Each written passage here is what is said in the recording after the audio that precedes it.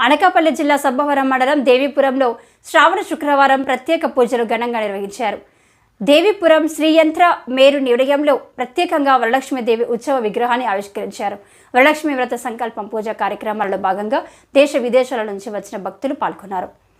వర మహాలక్ష్మి పూజ, అష్టోత్తర శతనామావళి సహిత కుంకుమ పూజలు నిర్వహించారు. ఇక్కడి శ్రీ విద్యా ట్రస్ట్ CEO ప్రధాన అర్చకులు కందర్పరామ ప్రభాకర్లు నిర్వహణలో జరిగిన పూజలకు భక్తులు అత్యధిక సంఖ్యలో పోటెత్తారు. మహాలక్ష్మి వ్రతం జరుపుకుంటున్నాం గత కొన్ని సంవత్సరాలుగా.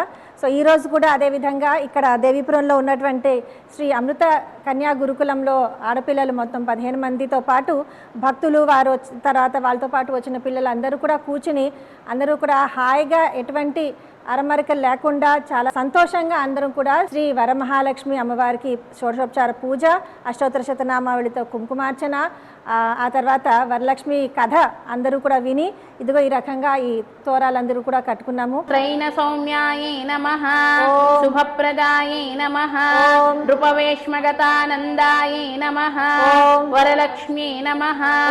సూత మహాముని సౌనకుడు మొదలగు మహర్షులను చూసి ఇట్లని, మునివర్యులారా, స్త్రీలకు సర్వ సౌభాగ్యములు కలుగునట్టి ఒక వ్రతమును పరమేశ్వరుడు పార్వతీదేవికి చెప్పెను. దానిను చెప్పెదను వినుండు.